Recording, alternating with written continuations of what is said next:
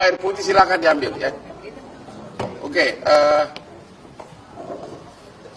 selamat siang semuanya. Mohon agak terlambat karena Jenderal Sirait ini pesawatnya pesawat subuh ketinggalan, ini pesawat kedua. Sudah hadir di sini ibu dari Fandi, ibu kandung, nama lengkap siapa Bu? Siapa?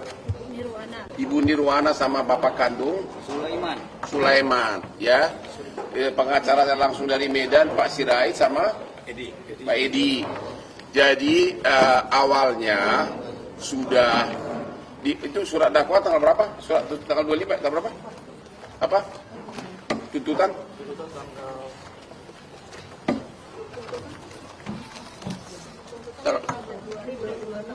Hah? Oke, jadi 5 Februari 2026, nah sebelumnya saya itu kenapa?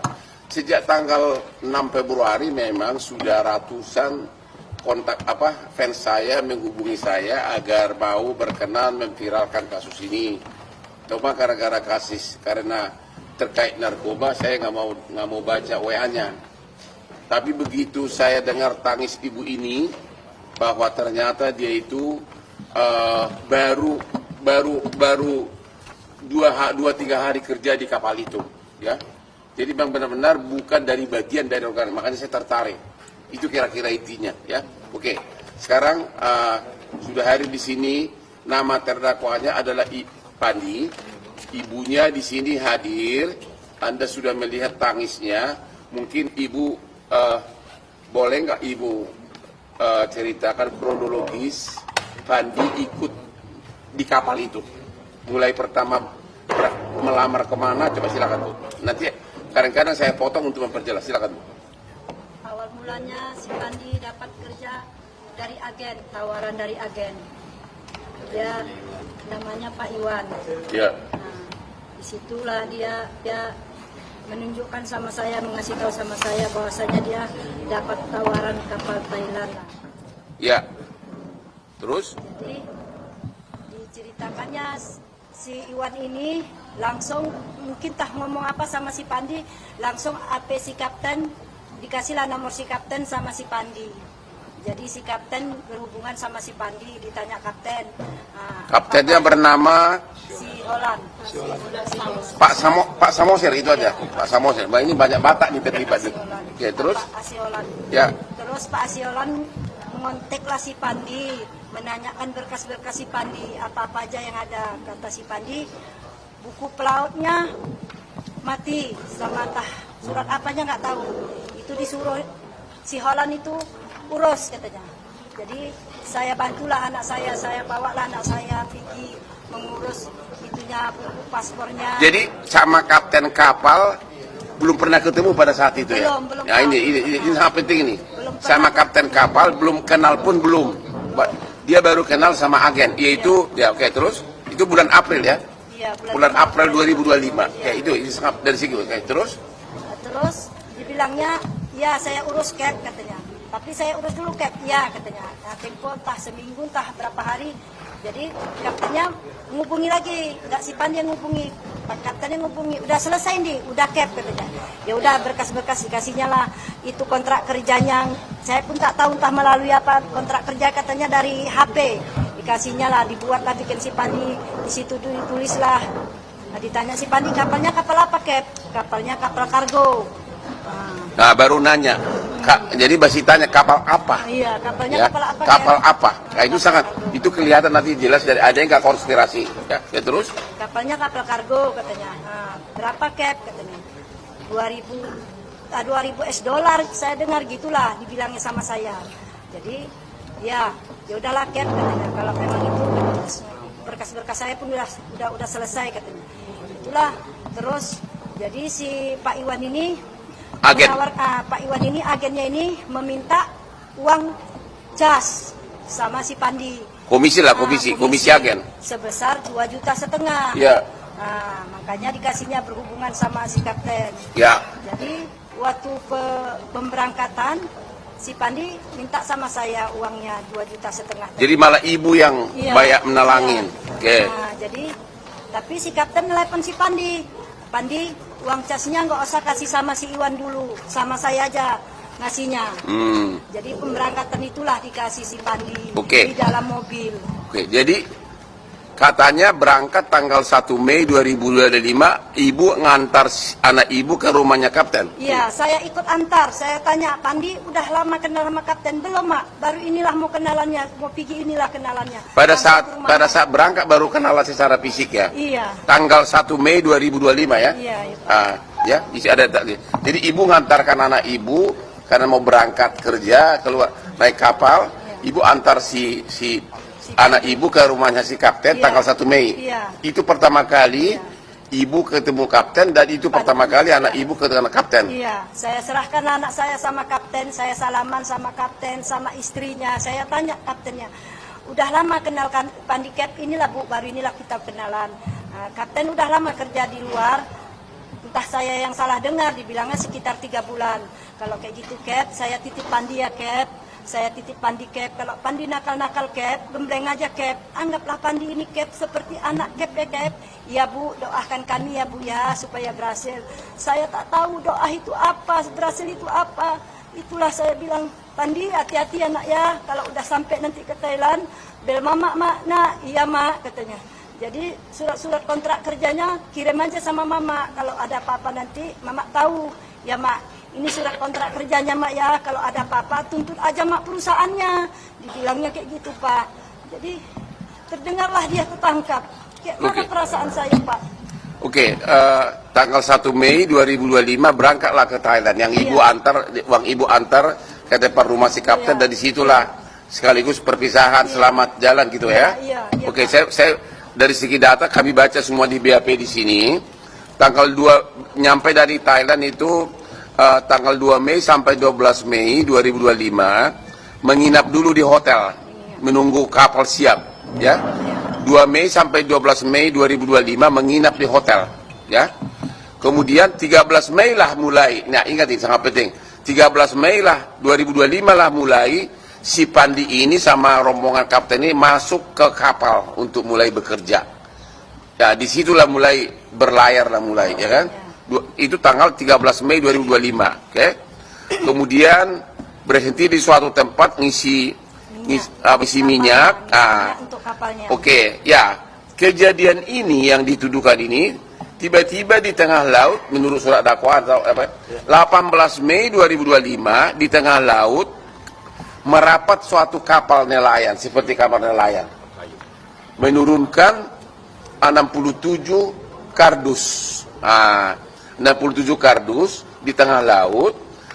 Si Pandi ini kan masinis mesin ya. Cuma karena disuruh mereka apa itu namanya kalau berbaris begitu masukin barang apa namanya? Estafet. 67 jadi si Pandi ini curiga. Menurut saya baca di berita acara ditanya ini apa ini kap, ditanya ke chief officernya dibilang uang sama emas. Uang sama emas benar ya? Nanti ditambahkan lagi ya. Kemudian akhirnya masuk, ternyata tujuannya adalah ke Filipina, melabui perairan Tanjung Karimun. Tanjung Karimun ternyata tanggal 21 Mei lah ditangkap. Berarti 18 Mei, 21 Mei hanya beberapa hari, benar kata media itu, hanya beberapa hari si Pandi di kapal itu nggak tahu apa-apa, disitulah ditangkap. Mungkin itu penjelasannya. Di tanggal 21 Mei ditangkap oleh Bea Cukai Indonesia ya, dan Angkatan Laut ya. Tujuannya ke Filipina, dia juga nggak tahu kemana. Ya, mungkin selanjutnya saya serahkan kepada Pak Sirait penjelasan lebih lanjut gimana sama persidangannya gimana. Coba silakan Pak. Baik, terima kasih.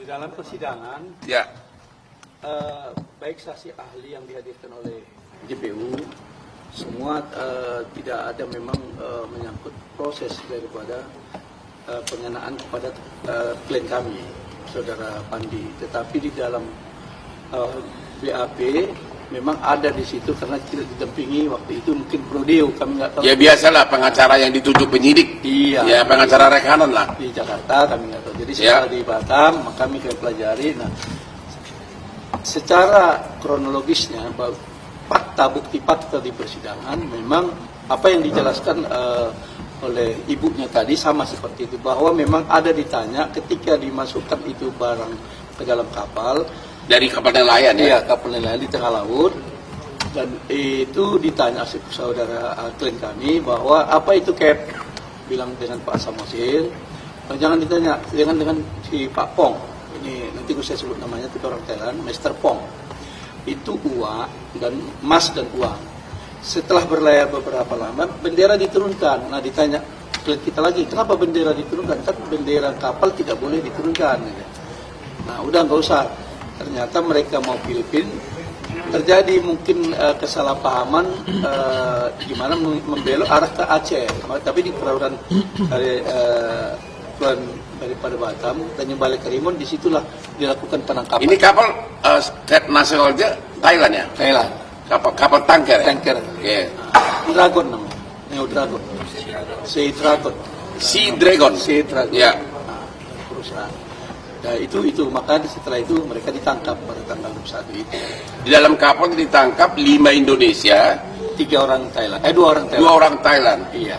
2 orang Thailand, 4 Indonesia. 4 Indonesia ya? 2 Thailand. Apakah di persidangan milik siapa itu narkoba di persidangan gimana? Dan tujuannya, saya baca di BAP, saya baca di surat tuntutan tidak ada kata-kata kepada siapa mau diantar. Iya. Penerimanya nggak ada. Sampai kita persidangan bukti saksi tidak ada, tapi menyatakan itu milik daripada Mr. Tan. Hak memakai nama Mr. Tan yang pemilik di entah di hutan mana. Kita begitu? tidak tahu apakah itu anonim, mungkin orang yang biasa Ya. di dalam ini DPO dia. Ya.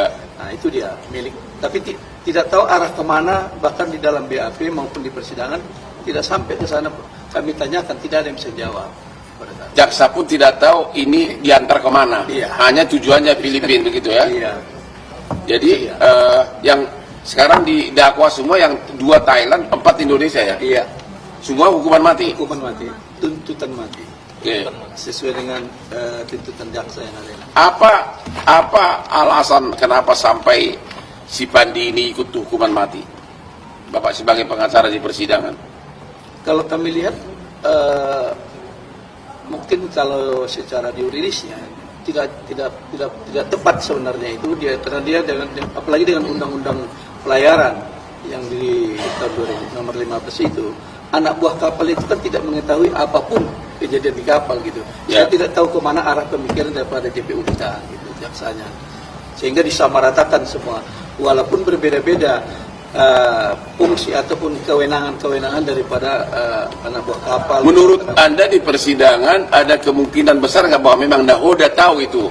Nahoda tahu isinya itu nakodanya? Kalau sesuai persidangan, yang jelas yang tahu ada 3. Ya. 1 orang Thailand, Mr. Pong, 2 Samosir, dan wakil kapten. Ya. Mereka yang tahu. Mereka tahu. Sesuai di persidangan dan saksi mahkota kan saling menyaksikan mereka. Di dalam BAP dalam bukti persidangan itu.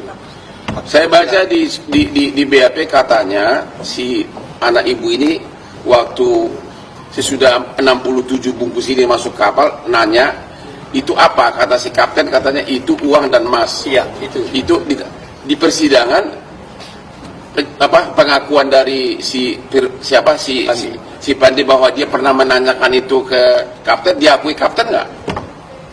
Diakui, pada saat sidang diakui. Tuh, hanya dari situ aja sudah jelas. Diakui. Artinya pada saat barang narkoba itu masuk dibantu masukin karena memang ya kan perintah dari kapten. Sesudah masuk si Pandi ini nanya ke kapten, ini barang apa? Karena dia curiga jangan-jangan ini bom. Kalau nggak salah begitu ya. Bahkan ada jangan-jangan ini bom. Iya, itu bahasa. Oh, si kapten bilang itu uang dan emas. Dan itu diakui oleh si kapten di persidangan ya. Nah, dari situ sudah merupakan fakta yang jelas bahwa memang si Pandi ini tidak tahu apa isi 67 itu karena si kapten mengakui, dan juga fakta mereka baru kenalan 1 Mei pertama kali benar-benar ketemu si kapten ini pada saat mau berangkat, ya kan? 1 Mei ya. Sebelumnya kan hanya melalui agen. ibu antar ke depan rumahnya si kapten. Iya. Jadi tidak ada konspirasinya, niat jahatnya